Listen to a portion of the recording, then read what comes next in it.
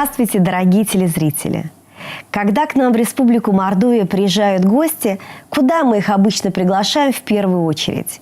Конечно же, познакомиться с творческим наследием выдающегося нашего земляка Степана Дмитриевича Эрзи.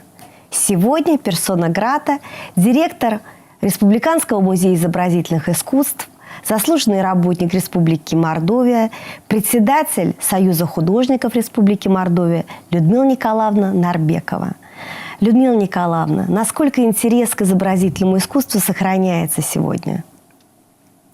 Юлия Николаевна, вы совершенно правильно заметили, что, конечно, наш музей – это прежде всего такой устойчивый бренд, который проверен десятилетиями, потому что действительно являемся визитной карточкой нашей республики, и все гости, которые приезжают, считают своим долгом, конечно, посетить музей и познакомиться с уникальной коллекцией, которую мы храним. Она монографическая, это более 200 произведений великого скульптора, и основная масса представлена в постоянной экспозиции.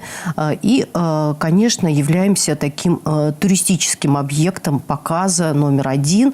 Вот. И, конечно, наш музей все направления своей работы выстраивает таким образом, чтобы, конечно, привлечь как можно большее количество посетителей. Ведем большую научно-исследовательскую работу по, опять же, творческому наследию Степана Эрзи. Мы все знаем, что его произведения разбросаны по всему миру, так как он, в общем-то, да, прожил во многих странах. Это Италия, Франция и 23 года Аргентины. И также во многих городах нашей России он жил. Это Екатеринбург, Геленджик, Баку, Батуми, Новороссийск, Москва. Вот. Это вот тот перечень городов и стран мира. В этом году исполнилось 141 год со дня его рождения. Не могли бы вы охарактеризовать основные вехи биографии Степана Эрзи? Конечно, в этом году получилось опять какой-то, я так думаю, знак свыше. Именно 8 ноября, в день его рождения, мы впервые были участниками большой международной выставки «Денкмал Россия-2017», которая проходила в Москве в Гостином дворе. Там мы показывали реставрационный проект, связанный со Степаном Эрзи, показывали этапы реставрации его одной из главных этапных произведений – это именно «Моисей».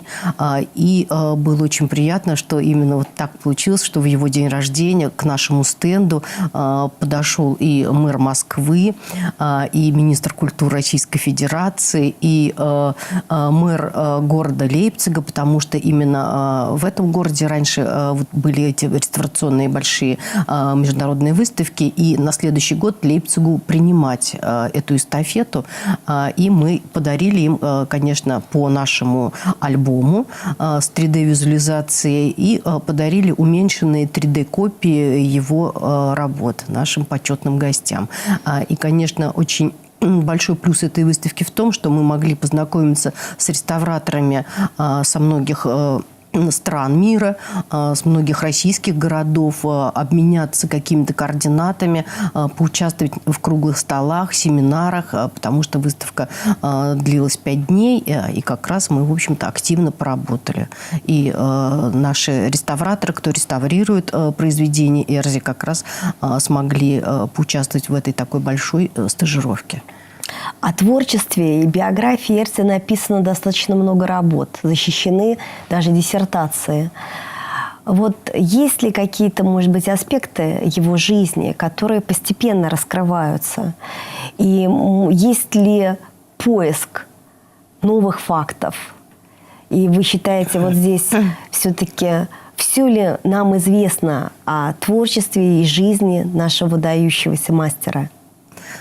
Конечно, раз в 5 лет мы проводим научно-практические международные конференции. Эрзиеведение – это уже целая наука, можно сказать, потому что все исследователи, искусствоведы, арт-критики, кто занимается проблемами скульптуры, да, и именно именно Степаном Дмитриевичем Эрзи, конечно, они приезжают к нам в республику.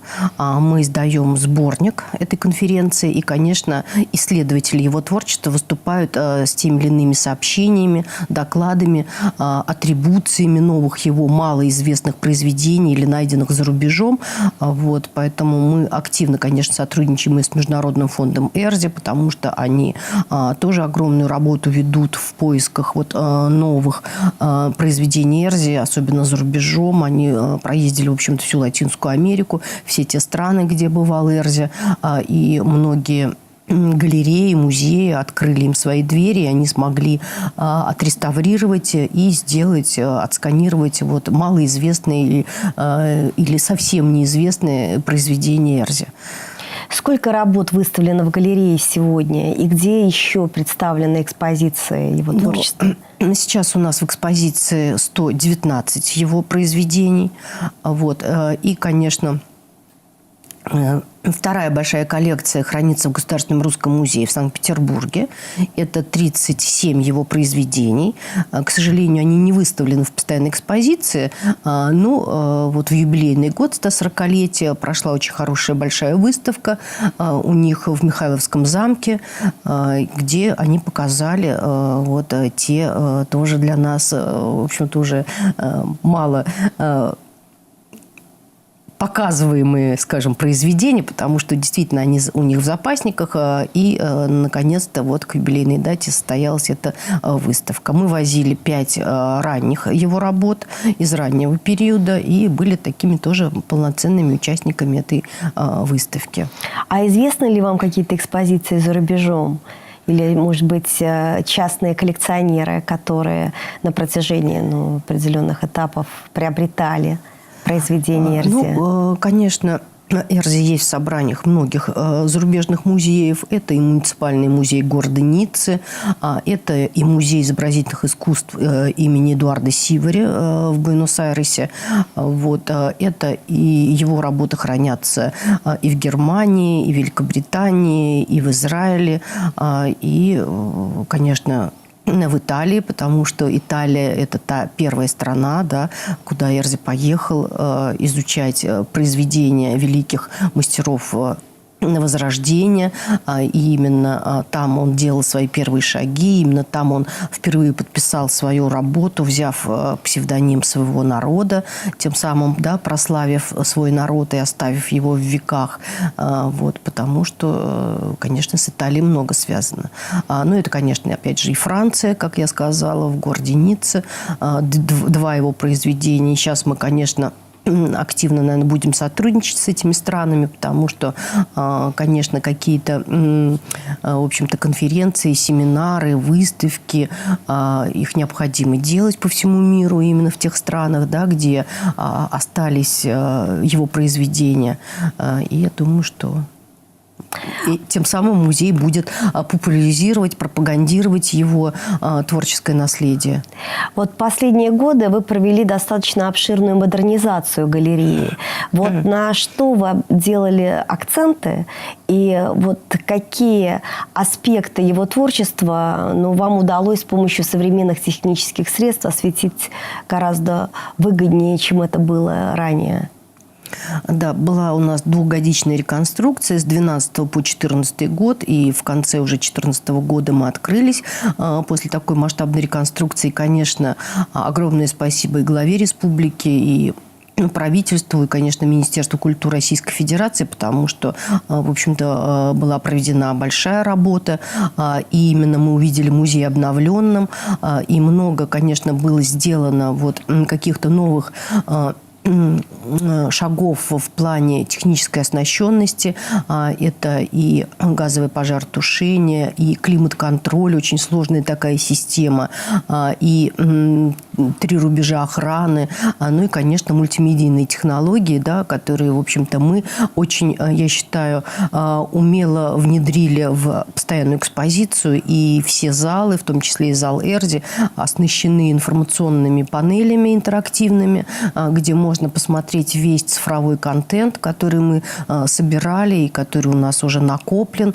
Вот. И вся дополнительная информация о его биографии, о его произведениях, которые хранятся не только у нас, да, и, как мы уже с вами говорили, и в других странах мира. Все это доступно для посетителя. И, в общем-то, вот на протяжении, наверное, последних 6 лет мы вели вот этот проект, который мы называли «Время собирать», то есть время собирать всего Эрзио в единую коллекцию. И мы начали, конечно, со своей коллекции, да, оцифровали в 3D-формате все его произведения. Также к этому процессу подключился Русский музей. Они также нас пустили с цифровкой в свои фонды. Также Пензенская картинная галерея, Третьяковская картинная галерея. Там мы тоже оцифровали 3 его произведения. И теперь у нас это в одной такой мультимедийная коллекция работ Эрзио. Ну вот по вашим наблюдениям, такой новый мультимедийный формат его экспозиции позволяет привлекать большее число почитателей таланта Эрзио и к галерее, и вообще к нашей республике в целом? Ну, конечно, вот эта работа не прошла даром, потому что мы, наверное, единственный в России музей, скульптурный музей, да, кто провел эту большую работу, потому что действительно время диктует, в общем-то, да, изменения тех параметров, которые ему необходимы. И музей также не должен оставаться, да, таким консервативным учреждением. Мы тоже должны меняться. И не зря у нас, в общем-то, культура взяла такой девиз, что, конечно, культура в новом формате, перезагрузка, да, то есть она, конечно, необходима. Вот, и поэтому и вот этой, скажем так, общей коллекции именно в новом формате мы, в общем-то, сделали такой большой рывок вперед. И это признано такой, в общем-то, хорошей практикой, потому что в Комитете по культуре Госдумы были парламентские слушания, где как раз я была приглашена на тему доступности музейных фондов, да, и расширения выездной работы с посетителями. И как раз я рассказывала про вот этот 4D музейный комплекс, да, где, в общем-то, действительно поделилась своими наработками, потому что мы это воплотили уже на родине Эрзио, в селе Баево. Мы туда поместили в выставочный зал 30 его скульптур, уменьшенных копий, которые позволяют, опять же, пропагандировать его наследие, заниматься со школьниками, со студентами, с детскими садами, с разными категориями населения. Все это можно потрогать, тактильные ощущения от скульптуры. Вот, поэтому вот эта работа велась на протяжении вот этого периода времени. Степан Дмитриевич родился, как вы уже сказали, в Эрзио-Мордовском селе Баево Ардатовского района Республики Мордовия. Насколько вот эта связь с его непосредственно такой родиной, со своим селом отражается вот в его творчестве? И, конечно, мы здесь говорим о том, что он взял даже псевдоним, одной из частей самоназваний мордовского народа Эрзио.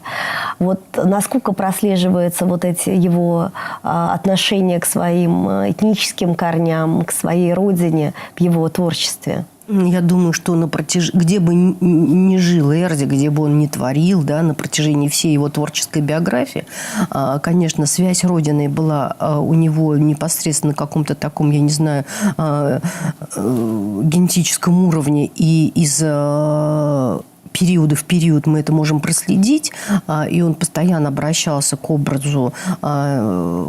У него есть портрет мордовки, портрет эрзианки.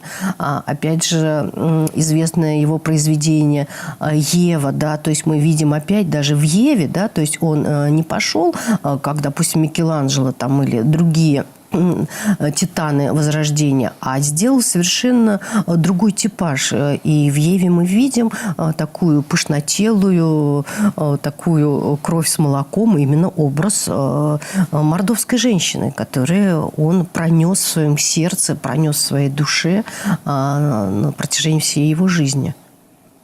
Но вот если обратимся к раннему периоду его жизни, к его ученичеству, надо сказать, что в 1909 году состоялась его выставка в Венеции, после которой его стали называть русским Роденом, и была представлена картина «Ночь осужденного перед казнью», после того, как он посетил Бутырскую тюрьму. И вообще эта тема такая где-то идеологическая, где-то правозащитная, такая политика правовая всегда присутствовала в его творчестве. И можно даже сказать, что в начале, когда он еще подрабатывал фотографом, он снимал революционеров. Вот насколько вот этот этап вообще в его жизни исследован, и как вот вы полагаете, кстати, поныне, по-моему, вообще это произведение найдено, оно, по-моему, было утрачено. Нет, оно утрачено, да. Но тем не менее какие-то снимки и представления остались. Да, остались фотографии этой работы. И, конечно, вот именно о чем мы сейчас говорили, Юлия Николаевна, это вообще посещение Бутырской тюрьмы в воспоминаниях и Сутеева, и в воспоминаниях Юрия Николаевича Ефремова мы читали все, да, о том, что настолько Эрзя сильно был вот как бы в этой теме и настолько смог потом ее показать в этой скульптуре, да, то есть мы буквально каждой какой-то клеточкой чувствуем, да, то есть что переживает человек перед казнью, да, то есть вот это вот весь спектр чувств Эрзя смог передать. И не зря эта работа, конечно, произвела фурор на этой венецианской выставке, потому что потом мы опять, даже в воспоминаниях, опять же, того же Луначарского мы читаем, что очень сильно был выставлен скульптор Нефёдов Эрзя. И именно вот этими ранними его работами. Но его еще не случайно считают где-то даже его творчество сродни каким-то ранним таким религиозно-духовным таким оттенком и контекстом. Вот очень много, ведь он, когда изображает себя и в образах автопортрета, да, какие-то изображения или какие-то образы Христа. Вот как вообще эта тема еще раскрывается, и как вот вы полагаете, каковы вот эти связи духовно-религиозные и жизни Эрзи, и в последующем отражении их в творчестве? Ну, конечно, наверное, это более ярко воплощено именно в раннем, его таком раннем московском периоде, да, как раз это конец там его студенческого, так сказать, пребывания в Москве, где он себя пишет, опять же, действительно в образе Христа. И знаем известный его автопортрет живописный, который висит у нас заставкой в экспозиции. Там тоже уже читается такой, да, харизматичный лик Христа. И есть что-то, конечно, такое, наверное, от Дионисия по цвету, вот, и Христос кричащий, знаем его раннюю работу, и затем уже в аргентинском периоде, тем не менее, да, то есть это и образ Иоанна Крестителя, образ монашеньки, да, то есть, несмотря на то, что уже Аргентина, уже, опять же, другая религия, вот, но, тем не менее, вот эту линию он продолжает.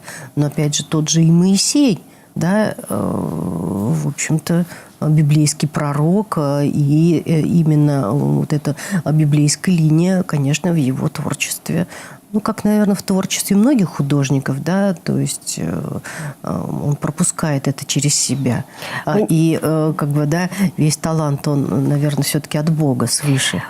И он говорит, это все делает природа, все делает, в общем-то, да, наверное, Господь Бог, я только немного подправляю. У вас не было таких замыслов, может быть, какие-то проводить конференции такого тематического плана, освещая различные аспекты деятельности Эрзи? Или у вас уже имеется опыт проведения подобного рода мероприятий? Ну, как раз вот когда проводим эрзинские чтения, так или иначе, там по секциям, по направлениям это все, конечно, присутствует. Вот, потому что есть отдельные исследователи, которые, допустим, занимаются только тем или иным каким-то периодом его творчества.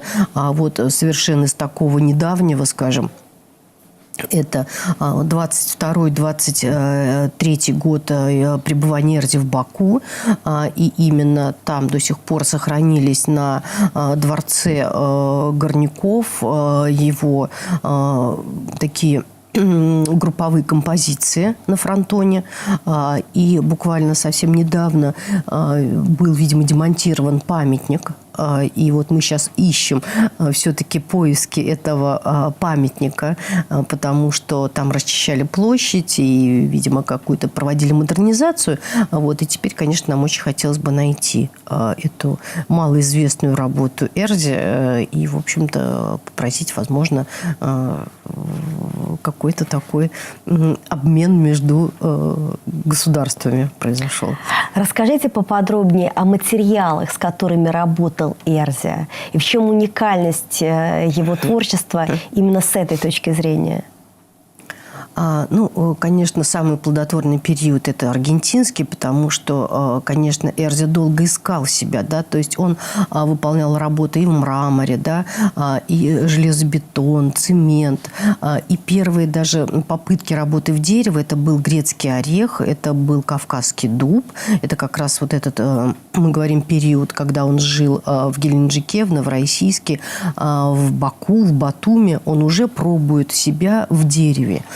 И когда приезжает он в Аргентину, то, конечно, открывает для себя субтропические породы дерева. Это кебрачо, альгароба, урундай. То есть это очень такие твердые породы дерева. В переводе с испанского это буквально звучит как, да, ломай топор, потому что дерево настолько прочное, что, в общем-то, за счет того, что он его добывает в сельвах, да, то есть, в принципе, под проливными тропическими дождями это дерево лежит и мокнет в воде, вот, поэтому оно очень такое причудливое по наростам, по текстуре, очень большая такая цветовая палитра, гамма большая, да, от светло-коричневых до темно-шоколадных таких оттенков. И это все, конечно, Эрзи мог увидеть, да, и то есть и вообще вся стилистическая методика, да, его пошла именно от того, после того, как он открыл для себя эту породу дерева, оставляя часть необработанной, именно вот такого натурального материала, и часть он полирует до состояния такого блеска, буквально до состояния какого-то камня, и тем самым, конечно, он и приобрел свой индивидуальный творческий почерк. И этим он очень отличается от других скульпторов мира, именно от других скульпторов того периода. Ну, вообще интересно, как-то я слышала, один из строителей, наблюдая и вот изучая творчество Эрзи, сделал такой вывод или даже задался вопросом, как можно изобразить страсть в бетоне. Вот, Людмила Николаевна, какие вот есть особенности хранения этого материала, вообще разного, и в том числе кебрачо, и какие-то вот здесь есть тонкости? Тонкости, конечно, есть, потому что, конечно, обязанность музея сохранять коллекцию в очень хорошем виде, проводить вовремя консервацию, проводить вовремя реставрацию, делать такие профосмотры произведения, потому что в нашем штате работают 4 реставратора, и которые, конечно, следят, потому что в любом случае, какое бы дерево прочное не было, тем не менее, все равно уже идут десятилетия, и вот это обеспыливание, да, вот это условие хранения, вот этот климат-контроль, который теперь есть в нашем музее, и вот, наверное, тоже поделюсь одной из радостей такой 2017 года, да, уходящего года, открылся музейно-архивный комплекс, где теперь у нас отдельное здание фондохранилища современного депозитария, где теперь очень в комфортных условиях совершенно раздельное хранение для наших экспонатов. Вот мы переехали туда, перевезли основную часть коллекции, не только скульптуры, но также и живописи, иконы, и декоративно-прикладного искусства. Поэтому это тоже целое искусство хранения. То есть в музейно-архивном комплексе вы будете представлять часть экспозиции? Или каким Там образом теперь это будет выстраиваться с галереей? Там у нас отдельное хранение. Хранение, только это хранение. закрытый запасник, где мы только храним, и наши реставраторы, там реставрационные мастерские как раз вот делают эти циклы, да, о которых я вам уже рассказала, потому что вовремя необходимо всегда осматривать коллекцию, вот, и, конечно, она должна храниться вот в таких идеальных условиях. Сейчас у нас на данный момент созданы, не побоюсь этого слова, действительно идеальные условия хранения, потому что, опять же, руководство республики совершенно правильно сделало приоритеты, потому что, конечно, все это надо сохранить на века следующим нашим потомкам. Ну, давайте вернемся немножко опять к содержанию творчества Степана Дмитриевича. Еще одной из важнейших тем была тема женщины. Вообще и в его жизни, разумеется, и в его профессиональной деятельности. Женщина-мать, и женщина-любимая, и женщина, совершенно представляющая разные этносы мира. И норвежка, и аргентинка, и, разумеется, и мордовка, и эрзянка. Как вы уже, как искусствовед, анализируете его подходы к этому уникальному феномену мира и природы? Я все говорю, это вечные образы, да, то есть образ матери, образ женщины. Конечно, женщина прежде всего это муза, да, муза, которая вдохновляет того или иного художника, да, вдохновляет его на создание новых шедевров, да, то есть, в общем-то, конечно, и во всей, опять же, творческой биографии Эрзи мы это прослеживаем. Начнем с портрета матери, да, то есть, насколько Эрзи был хорошим сыном, да, он был очень внешне похож на свою мать, да, Марию Ивановну Нефедову. Она наложила такой отпечаток на его воспитание, потому что, конечно, отец постоянно был на каких-то промыслах, да, занимался бурлаком на Волгу, в артелях ходили, расписывали близлежащие церкви. Конечно, мама занималась домашним хозяйством, воспитывала сыновей, воспитывала,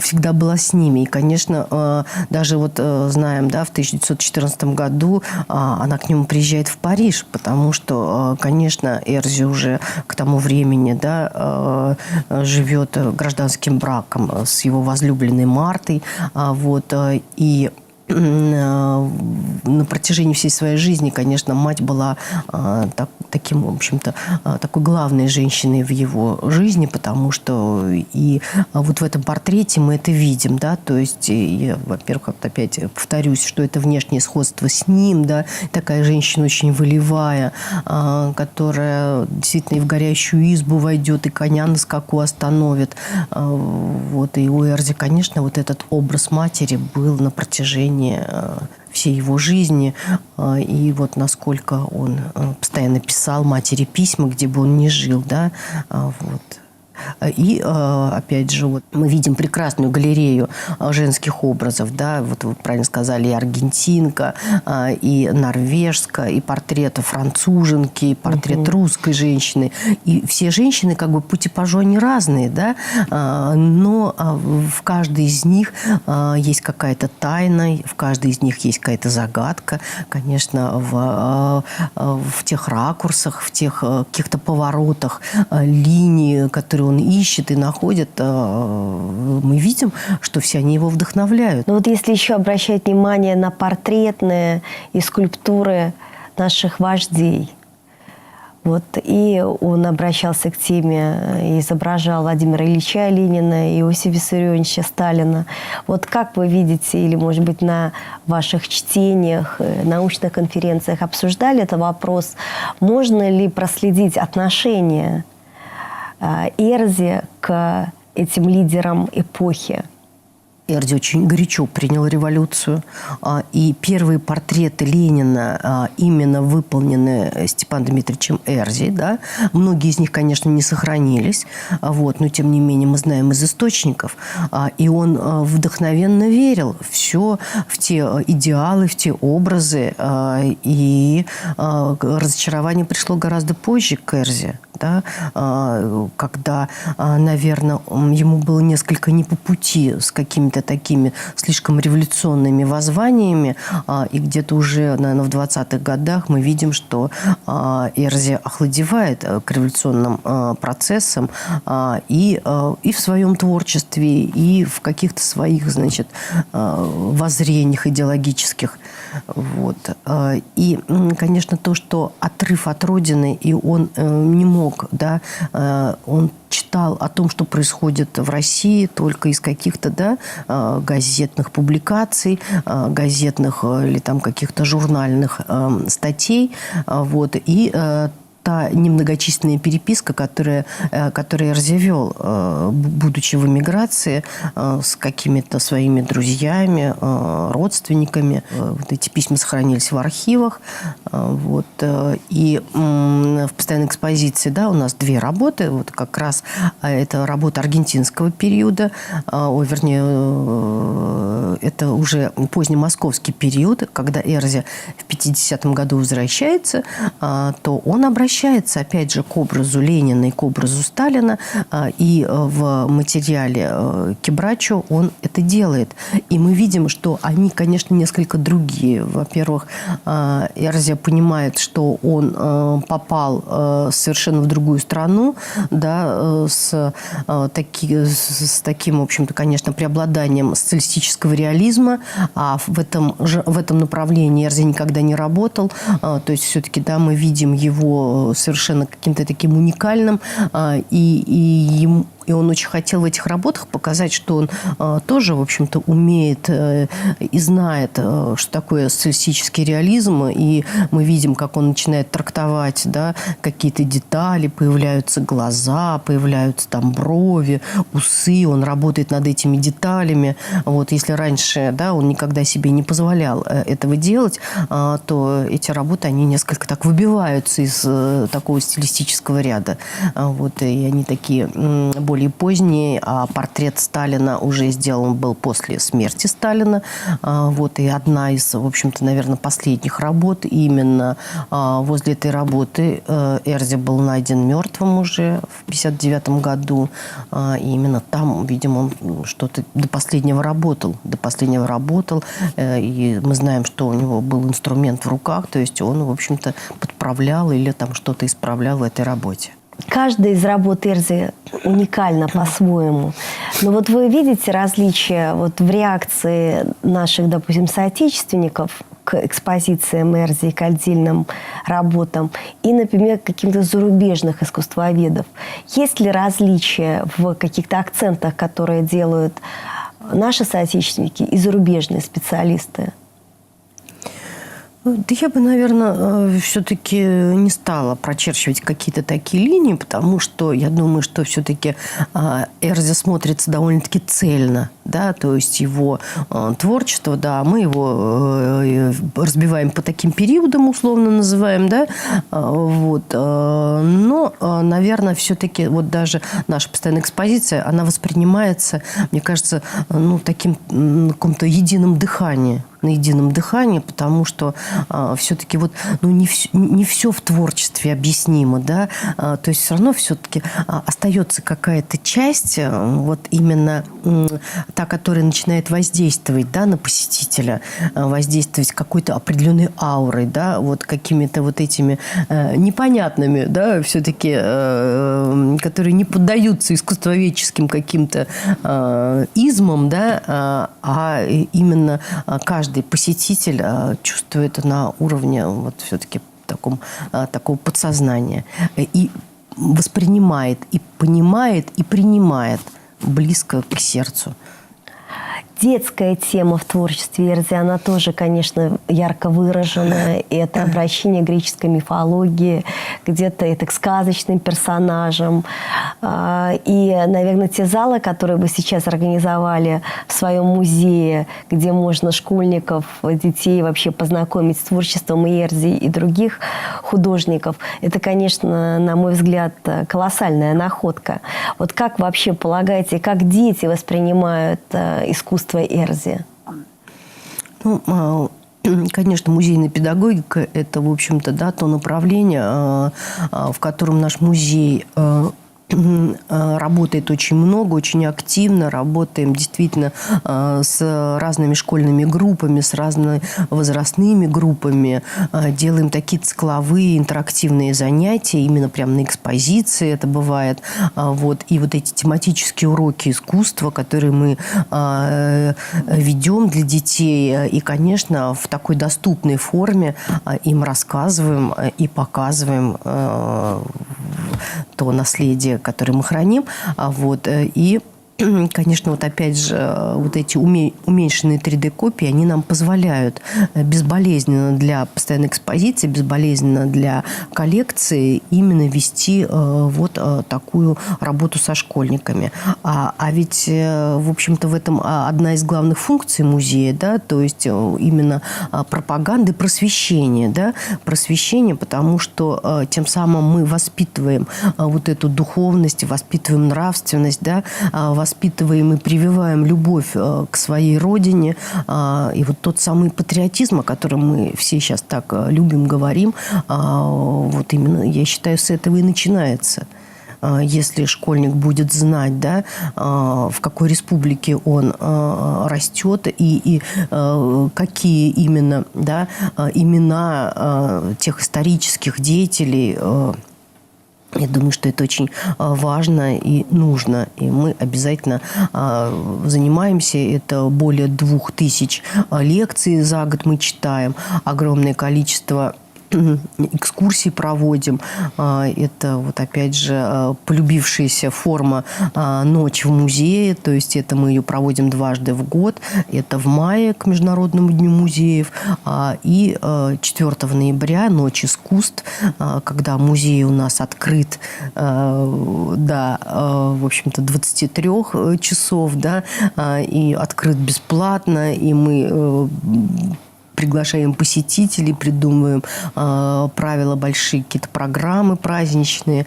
Вот. И очень приятно, что семьи с детьми приходят к нам и просто отдыхают, наслаждаются искусством, наслаждаются вот, тем вечным, той красотой, которая, ну, по моему убеждению, конечно, спасет мир. Согласны ли вы с тем, что Эрзи вне возраста, и он может быть понятен как ребенку, так и уже вполне зрелому человеку? Или все-таки нужно пройти определенное внутреннее такое духовно-личностное развитие, чтобы осмыслить творчество Степана Дмитриевича? Нет, я думаю, что дети также вдохновенно смотрят, да, потому что у Эрзи есть там работа, называется «Колобок», «Баба-Яга», да, то есть опять даже в Моисее, да, в такой масштабной, крупной, монументальной работе дети видят те или иные какие-то персонажи каких-то животных, да, то есть вот эта витиеватость переплетения, да, каких-то отростков, корней, все это ведь будоражит их фантазию, да, то есть ведь так же, как и Эрзи мог вот в каком-то таком малопонятном куске увидеть тот или иной образ, да, и вот именно вот такое образное мышление, да, и формирует работу Эрзи у детей.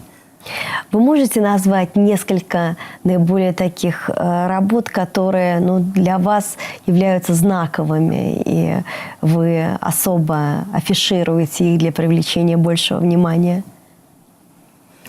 Ну, в общем-то, все 120 его произведений, да, которые в постоянной экспозиции, все они, в общем-то, такого, как я говорю, первого ряда. То есть они все, естественно, номер один, потому что очень высокая художественная ценность. Вот, и Я могу назвать большой ряд любимых произведений. Это, опять же, и испанка, да. Вот она, я ее очень люблю. Она такая какая-то горделивая, осанистая, такая очень образная, на мой взгляд.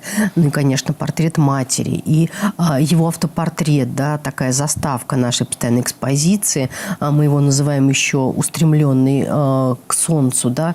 То есть мы видим, вот насколько, опять же, вот он увидел в этом автопортрете, да, вот такая щемящая опять тоска по родине, да, вот, и настолько вот он это показал, то есть опять как-то почувствовал уход в вечность, да, уход в вечность, и вот в этом ракурсе, вот в этих глазницах, да, мы это все читаем и чувствуем, вот, и более 20 произведений у нас снабжены QR-кодами, это вот как раз те, опять же, метки, где, наиболее ценные, скажем, экспонаты, которые заслуживают того или иного внимания при посещении нашего музея.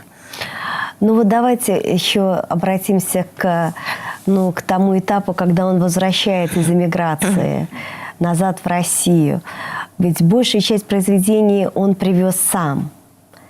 И он мечтал создать галерею именно на своей родине. Насколько это, в общем-то, демонстрирует где-то и трагичность его биографии в определенной степени, и долгое время еще борьбу за признание, и даже в последующем, вот вы считаете, сегодня он абсолютно признан в мире, или насколько есть перспективы популяризации его таланта?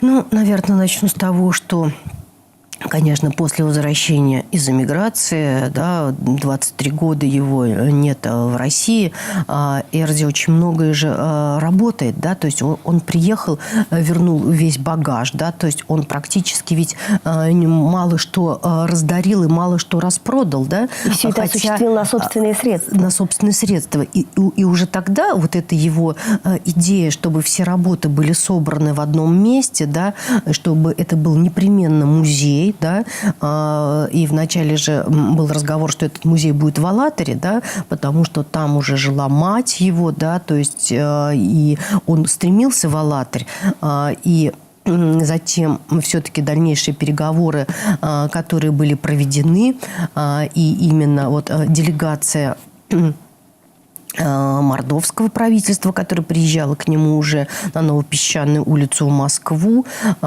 И, в общем-то, конечно, все то, что уже выделились средства на строительство этого музея, и он все собирал. То есть он собирал и, в общем, как такой музейный маркетолог всегда вел вот эту работу. Да?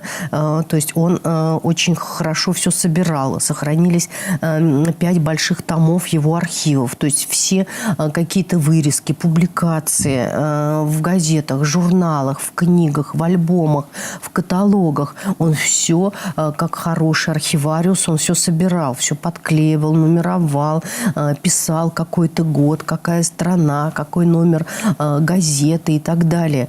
Вот. То есть свое наследие он сохранил сам, прежде всего. Да, сохранил сам. Вот. И его непременным условием было, чтобы это все было собрано только именно в одном месте, что и, в принципе, осуществилась его воля, да, то есть музей у нас, не где-то там в Ульяновской области или там, не знаю, в республике Чувашия, а именно Мордовия обладает этой коллекцией, и именно его музей его имени находится в нашей республике. Вот, и мы безумно этим гордимся и ведем вот эту большую работу. О том, что признан Эрзи, не признан, да, наверное, можно сказать о том, что вот он до сих пор современен, да, вот мы смотрим на его работы, смотришь, господи, 20-й, 30-й год, там, 50-й даже, да, а как будто это вот какой-то современный скульптор, да, там, я не знаю, 2000-х годов все это сделал, то есть он очень актуален, и я думаю, что все-таки, наверное, может быть, какая-то переоценка, да, его наследия, она еще все-таки ждет впереди нас.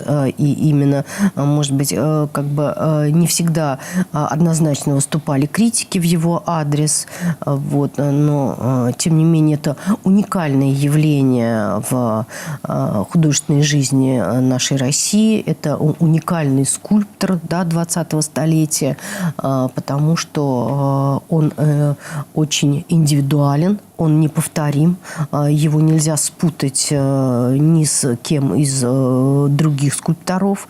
Вот. И далеко ведь не каждый художник, скульптор имеет свой музей, да? А Эрзе повезло. У Эрзе есть свой дом, который хранит все его наследие под общей такой крышей.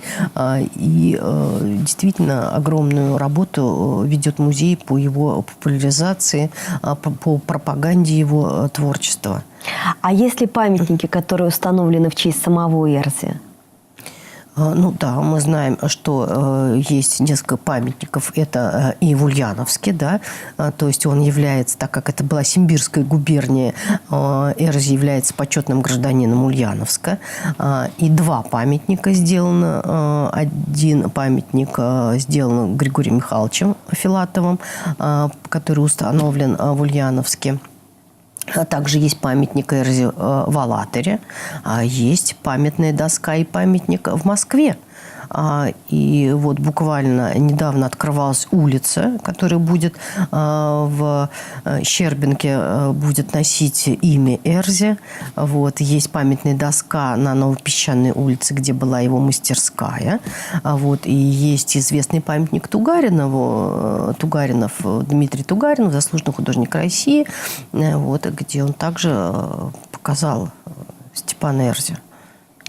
Ну и, конечно, говоря о вашем музее изобразительных искусств в целом, мы не можем и не упомянуть имя Федота Васильевича Сычкова, великого живописца.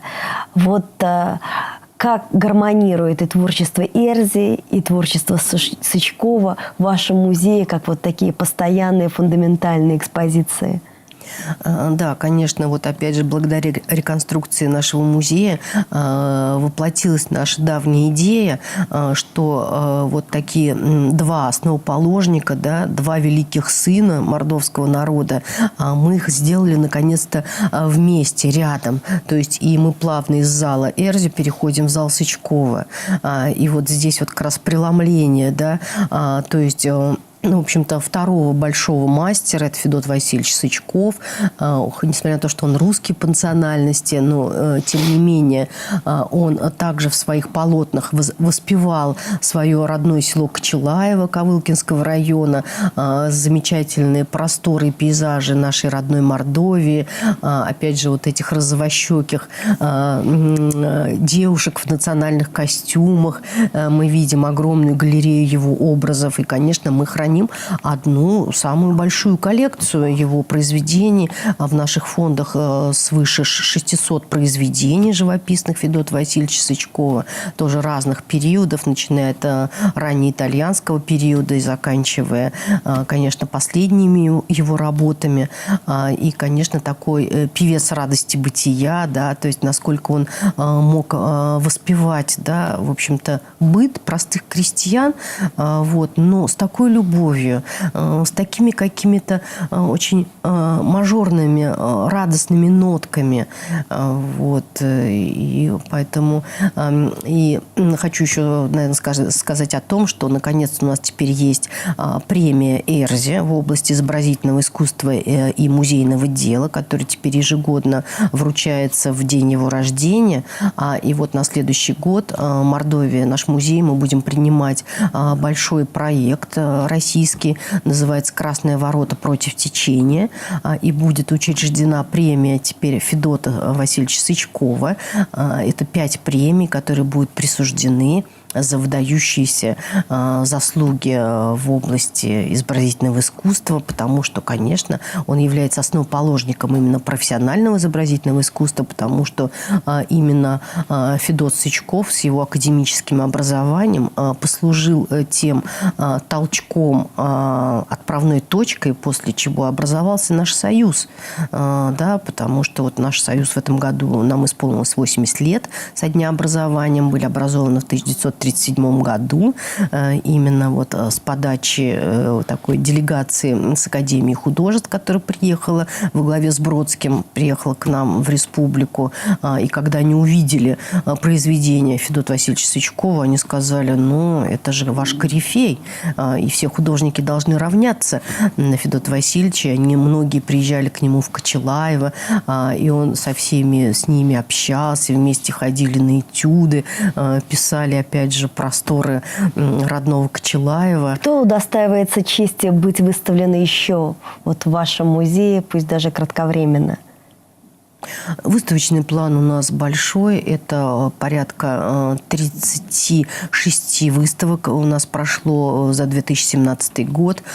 И, конечно, это и персональные выставки наших, естественно, мордовских художников. Мы отдаем, конечно, приоритет.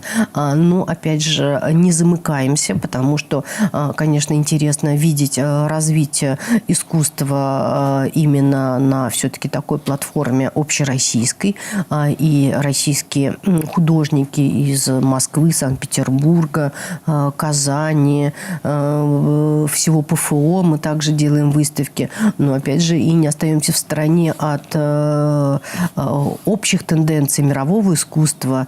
С большим успехом прошла у нас выставка французского живописца Жана-Луи Бонами, член Союза художников Франции, который также показал нам своим таким очень таким а-ля французским искусством, да, очень яркой такой цветовой палитрой, что, в общем-то, конечно, общемировые тенденции наши гости, посетители, горожане должны тоже быть вовлечены в этот процесс, и мы должны их знакомить с новыми именами. Очень много работаем с молодежью, потому что действительно музей должен меняться в меняющемся мире, и мы должны оставаться актуальными для молодежной среды. У нас создан такой фан-клуб, где молодежь, которая такая даже, в общем-то, в чем-то неформальная, они еще даже не члены нашего союза, но мы им даем такие стартовые площадки в нашем арт-кафе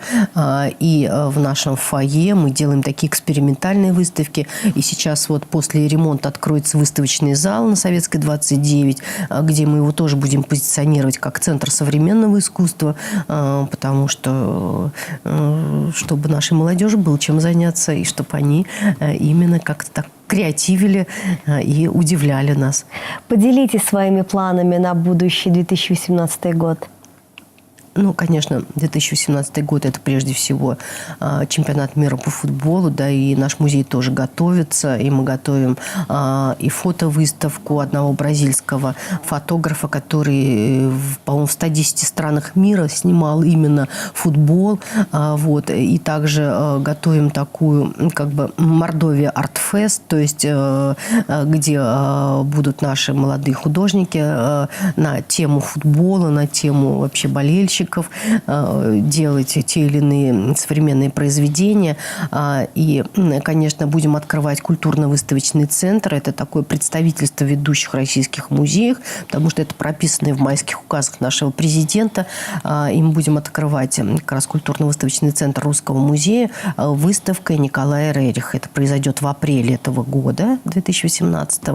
Вот это находится на таком особом контроле у главы республики, потому что, конечно, мы должны знакомить, опять же, наших жителей Саранска и гостей Саранска с, в общем-то, шедеврами, которые хранятся в наших ведущих российских музеях.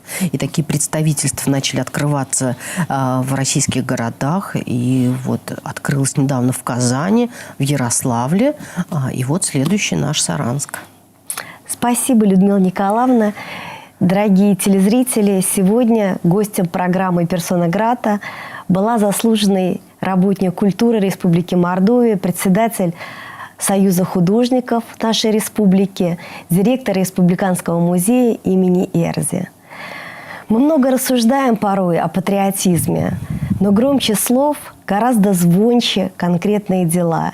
И наследие Эрзи, наследие Сычкова являются уникальными примерами подлинного патриотизма и любви к своей родине. Сходите на выставку. До новой встречи.